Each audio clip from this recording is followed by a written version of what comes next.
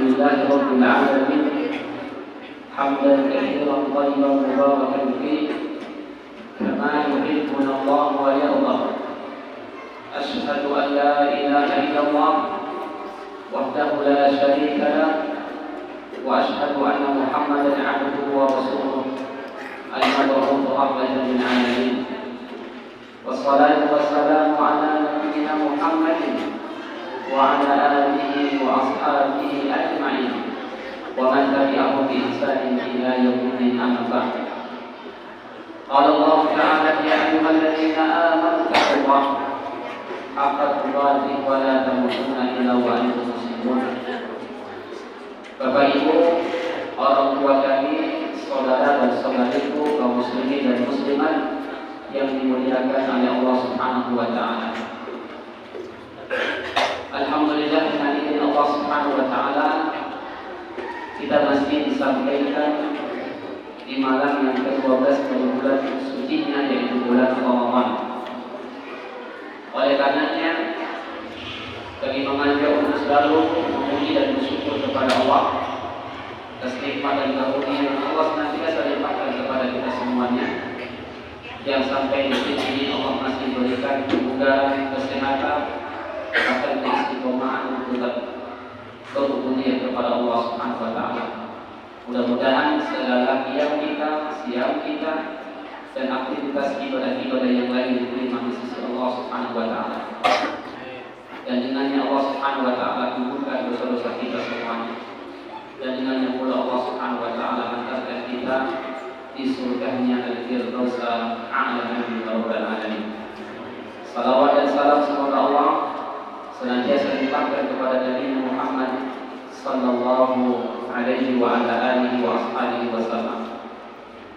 Bapak Ibu, orang tua kami, kaum muslimin dan muslimat yang kami muliakan, tema kita malam hari ini sungguh menarik karena tema kita ini muaraf dari sebuah adat, dan ini merupakan salah satu hal yang mesti dan harus dimiliki oleh setiap muslim dan muslimah, karena adat kepada para ulama itu sesuatu yang sangat mulia dan nilainya sangat tinggi di sisi Allah Subhanahu wa ta'ala.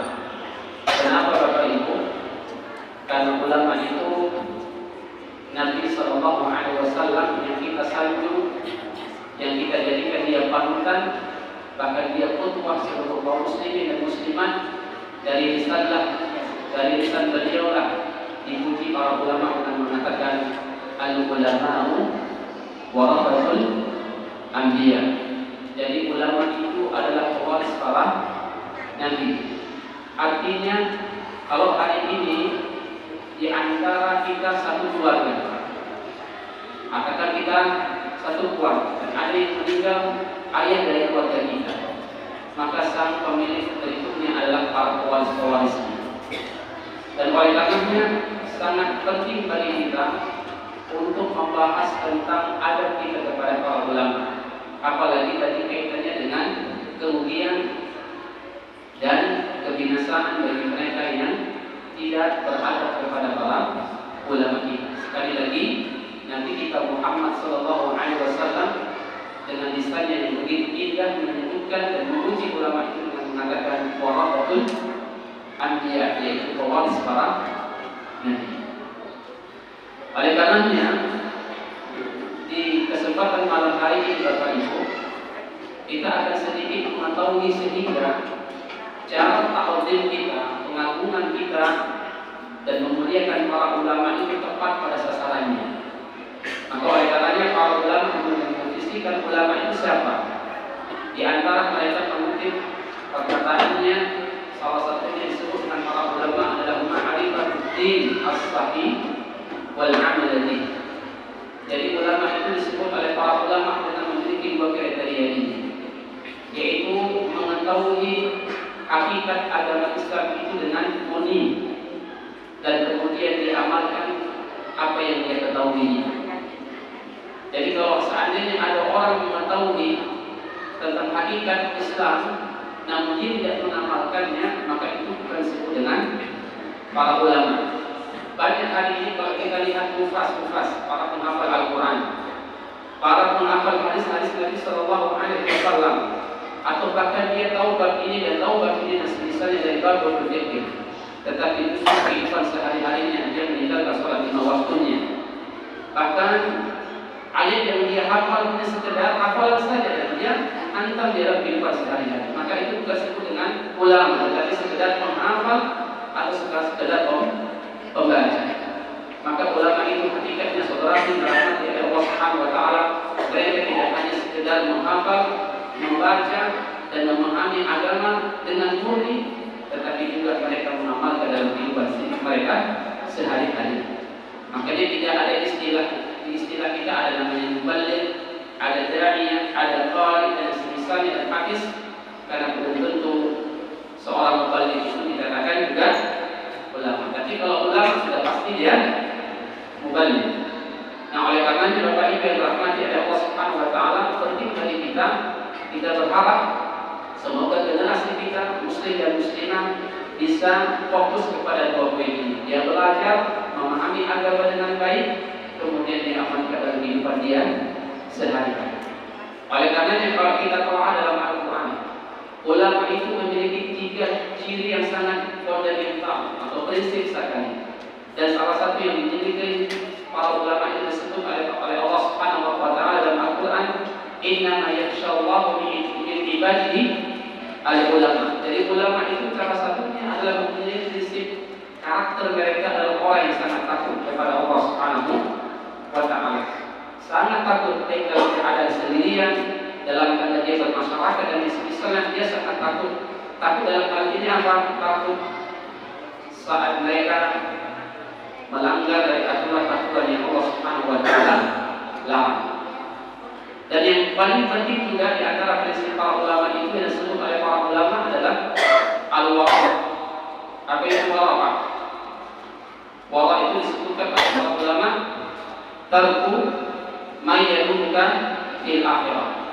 Wara' itu adalah sifat yang mesti dimiliki oleh setiap hamba Allah Subhanahu wa taala. Terlebih para ulama. Wara' itu disebutkan oleh para ulama adalah tarku ma yaduka fil akhirah, meninggalkan apa-apa yang membahayakan diri Anda nanti di akhirat. Ini yang harus kita pahami tentang sifat wara' yang dimiliki oleh para ulama, yaitu meninggalkan sesuatu yang membahayakan diri kita nanti di akhirat. Saya kasih contoh tentang sifat wara' ini biar supaya kita memahami dengan baik. Apa tadi Pak? Meninggalkan perkara-perkara yang membahayakan kita nanti di akhirat. Saya tidak mau mencuri. Kenapa saya tidak mau mencuri? Karena mencuri itu sesuatu yang Allah Subhanahu wa taala haramkan, maka saya tinggalkan. Kalau saya lakukan, maka itu akan membahayakan nanti di sisi Allah nanti di akhirat. Saya tidak mau menggibah. Kenapa saya tidak mau menggibah dan saya tinggalkan menggibah itu? Karena jika saya menggibah, maka itu sesuatu yang akan memudaratkan nanti saya di akhirat di sisi Allah Subhanahu wa taala, maka ini yang disebut dengan wara'. Makanya kalau ada sekeliling kita, terlebih para ulama, kenapa dia tidak mau berzina, tidak mau mencuri, tidak mau menggibah, bahkan mencela dan semisalnya? Kenapa? Karena dia takut itu semua dapat memudaratkan mereka, dapat membahayakan mereka nanti di akhirat.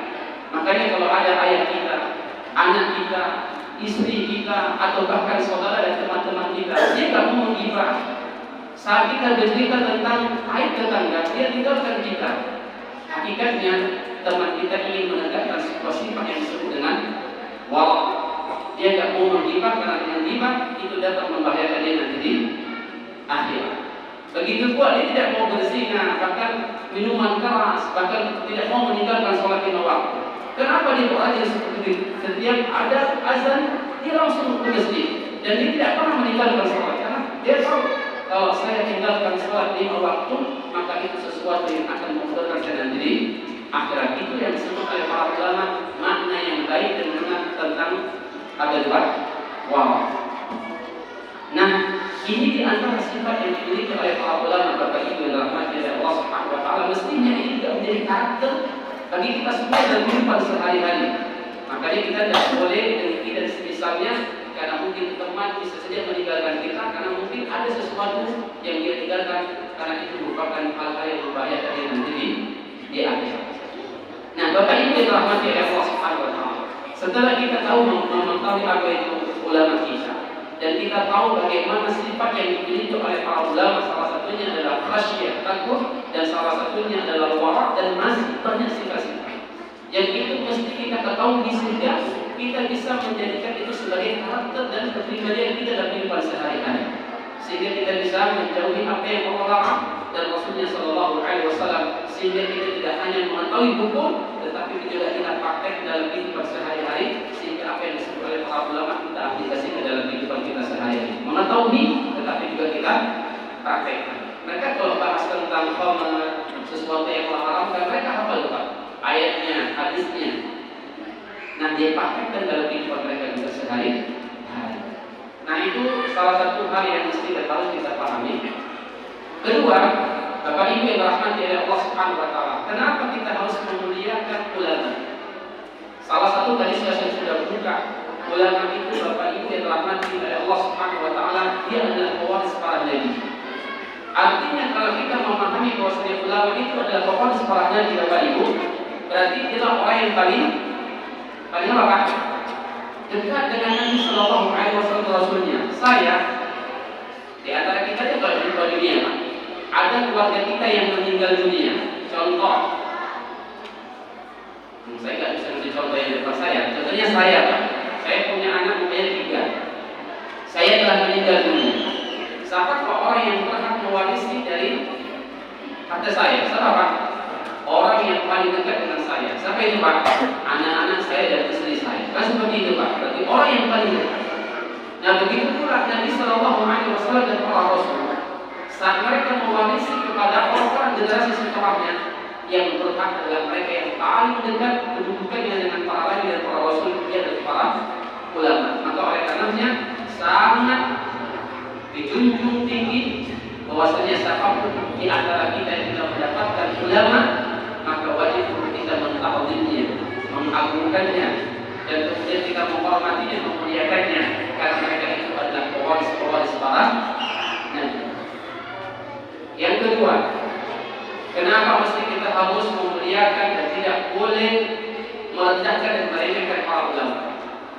Yang kedua, Nabi Sallallahu Alaihi Wasallam dengan hadis yang sahih Nabi mengatakan, "Fadlul alim 'ala al-'abid ka fadlil qamari 'ala sa'iril kawakib." Ini hadisnya jelas, memberikan perbedaan keutamaan antara orang yang alim, yaitu ulama, otomatis dengan orang yang ahli ibadah.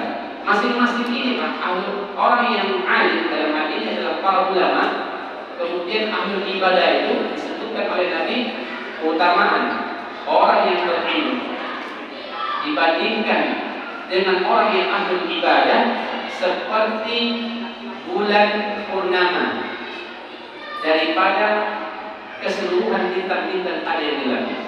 Bapak kalau lihat ke atas ke langit di malam hari, di sana ada benda yang menghias langit, yaitu 2 benda. Yang pertama adalah bulan, dan yang kedua adalah bintang-bintang. Dan itu hiasan di langit. Sementara hiasan di dunia dan seisinya itu adalah para ulama dan ahli ibadah. Dan kata Nabi Sallallahu Alaihi Wasallam, orang yang alim atau para ulama itu keutamaan dan kedudukan daripada ahli ibadah itu seperti bulan purnama daripada bintang-bintang yang ada di langit. Kenapa, Pak? Kalau kita lihat sejarah, bintang itu cahaya dari mana, Pak? Dari berjaya sendiri, dari wujudnya sendiri. Tetapi kalau bulan dia ambil cahaya dari mana, Pak? Dia dari matahari. Begitu pula lah para ulama, dari mana dia mengambil sumber ilmu itu? Yaitu dari fondasinya, yaitu mana, Pak? Yaitu Al-Quran dan hadis Nabi Sallallahu Alaihi Wasallam, dan cahayanya meliputi seluruh jagat raya ini. Sementara bintang harus kumpulan beribu-ribu, dan ini menunjukkan begitu istimewanya di mana Nabi Sallallahu Alaihi Wasallam mengutamakan ulama begitu ini. Dan oleh karenanya saya tutup kultum pada malam hari ini, saya akan membahas sebuah hadis Nabi Sallallahu Alaihi Wasallam sebagai penutup Bapak Ibu, bagaimana keutamaan para ulama terkait dengan ilmu-ilmu yang mereka transfer kepada kita. Saya akan ambil salah satu hadis yang menjelaskan dan ini keberkahan para ulama yang sampai sekarang ini ilmunya setiap bulan Ramadan itu disebut-sebut. Bahkan hadis ini disebut-sebut oleh para guru-guru kita dan asatidz kita. Salah satunya, kalau Bapak sering mendengar hadis ini, ketiga ini hadis ini. Yang pertama hadis Nabi Sallallahu Alaihi Wasallam mengatakan, "Man shoma Ramadan imanan wa ihtisaban, ghufira lahu ma taqaddama min dhanbi." Terus, "Man qama Ramadan imanan wa ihtisaban, ghufira lahu ma taqaddama min dhanbi." Kemudian yang ketiga Bapak, "Man qama lailatal qadri imanan wa ihtisaban, ghufira lahu ma taqaddama min dhanbi." Maksud saya memaparkan hadis ini adalah salah satu hadis. Artinya inilah kebaikan para ulama yang menjaga murninya ilmu dari Nabi Sallallahu Alaihi Wasallam sampai sekarang ini.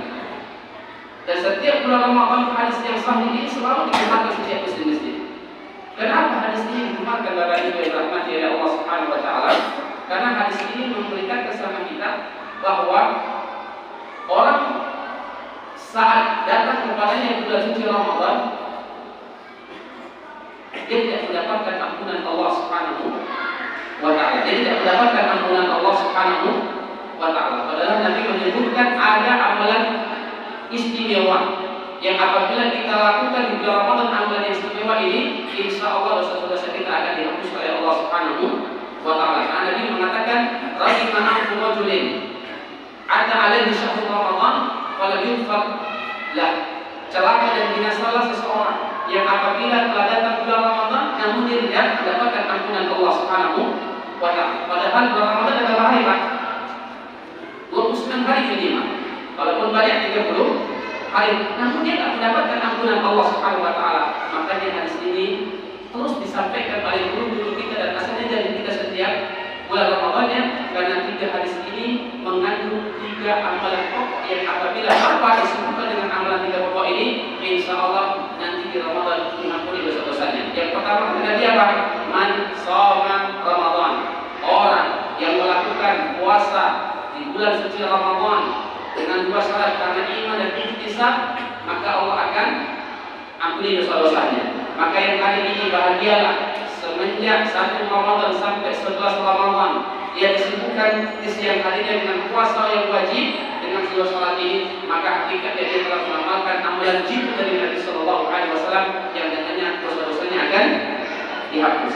Yang kedua kata Nabi, "Man qama Ramadan," orang yang menjaga sholat malamnya karena iman dan kemudian ihtisab, maka Allah Subhanahu wa Ta'ala dengan sebab itu Allah akan menunjukkan dosa-dosanya. Maka beruntunglah yang hari ini semenjak malam pertama sampai sekarang ini malam yang ke-12 disibukkan malamnya dengan qiyamul lail. Mudah-mudahan itu sebagai pelebur dosa kita yang lampau. Bahkan Nabi tutup dengan mengatakan, "Man qama lailatul qadri," dan barang siapa yang mendekatkan malam Lailatul Qadar nanti menghidupkannya, maka orang itu juga mendatangkan sebab yang dengannya dosa-dosanya akan digugurkan oleh Allah Subhanahu wa Ta'ala. Dan ini bentuk di antara keberkahan para ulama dalam menyampaikan hadis sampai kita. Dan ini menunjukkan kepada kita semua Bapak Ibu yang dirahmati oleh Allah Subhanahu wa Ta'ala, maka sungguh merugi dan sungguh menderita bagi mereka yang tidak memuliakan dan tidak menghargai para ulama kita, karena mereka adalah pewaris para nabi. Kiranya kultum yang singkat ini mudah-mudahan bermakna buat kita semuanya, dan mudah-mudahan kita yang pada hari ini mudah-mudahan mendapatkan taufik dan petunjuk dari Allah Subhanahu wa Ta'ala. Subhanallahumma wa bihamdika asyhadu an la ilaha illa anta astaghfiruka wa atubu ilaik. Assalamualaikum.